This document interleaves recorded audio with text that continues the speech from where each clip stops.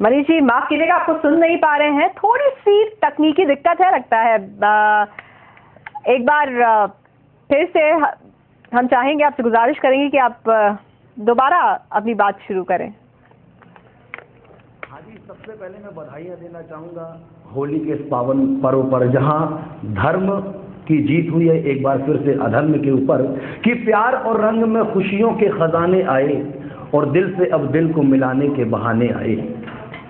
प्यार और रंग में खुशियों के खजाने आए और दिल से अब दिल को मिलाने के बहाने आए, और चांद के कान में चुपके से कहा तारों ने, होली आई तो मोहब्बत के जमाने आए। क्या बात है।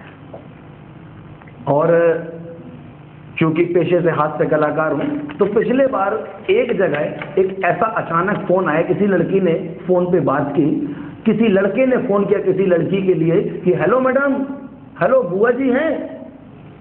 आवाज आई, हाँ है, आप कौन बोल रहे हैं? लड़की की फौरन आवाज आई, ओ जी मैं भक्त प्रहलाद बोल रहा हूँ, भक्त प्रहलाद।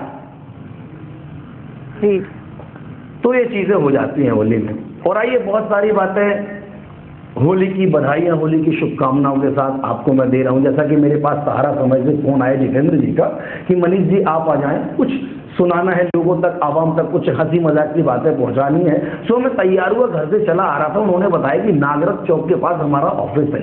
मुझे नहीं मालूम नागरथ चौक कहाँ है। मैं रास्ते से चला जा रहा था, मैंने थोड़ा नजदीक जाके भाई साहब से पूछा, भाई साहब नागरथ चौक का रास्ता यही है? वो बोला हाउ।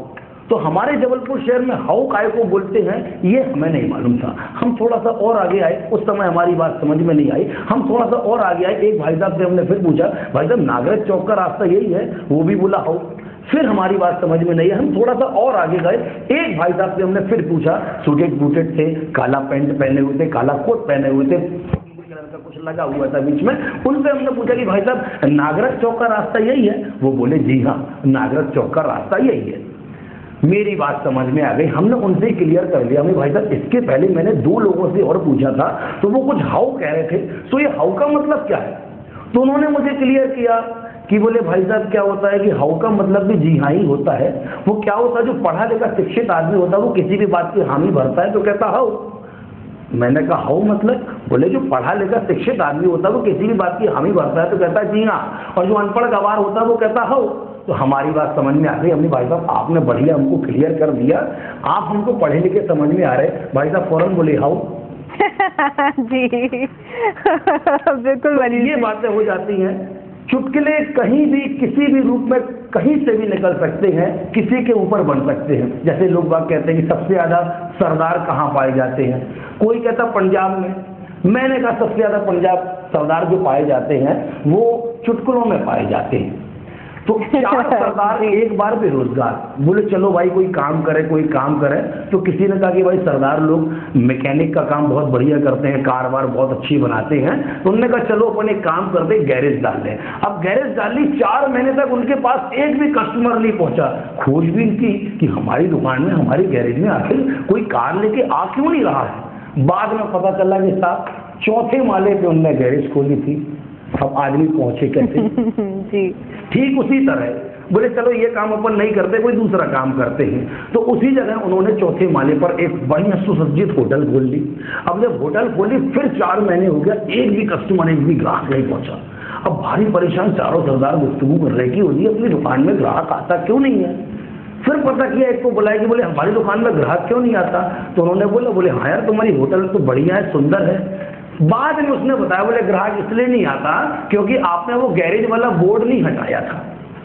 जी। बोले चलो ठीक है भाई, गैरेज वाला बोर्ड नहीं हटा। बोले ये सब काम नहीं करते अपन टैक्सी का काम करते। एक टैक्सी ले आए किराए पे चलाने के लिए, फिर 3 महीने तक टैक्सी में घूमते रहे, एक भी ग्राहक नहीं। बाद में पता किया बोले चारों तो अपन टैक्सी के अंदर बैठे रहते हैं यार, तो कस्टमर आएगा कैसे, सवारी आएगी कैसे। बोले एक बार अचानक टैक्सी खराब हो गई रास्ते में। अब रास्ते में जब टैक्सी खराब हुई, मैकेनिक को फोन किया, मैकेनिक कहता ओ जी आप ले आइए, 1 किलोमीटर आप मेरे गैरेज में ले आइए। तो 3 घंटे तक चारों सरदार लगे थे, गाड़ी इतनी सी भी आगे नहीं हुई। पूछो कैसे? वो ऐसे कि 2 सरदार आगे से धक्का लगा रहे थे, 2 पीछे से। जी। तो इसलिए अजीता ये सरदारों के ऊपर जोक बनते हैं। हमारे मध्य प्रदेश विद्युत मंडल वालों ने कुछ इलेक्ट्रिक पोल, बिजली के जो खंबे होते हैं वो कॉन्ट्रैक्ट दे दिया सरदारों को और सिंधियों को।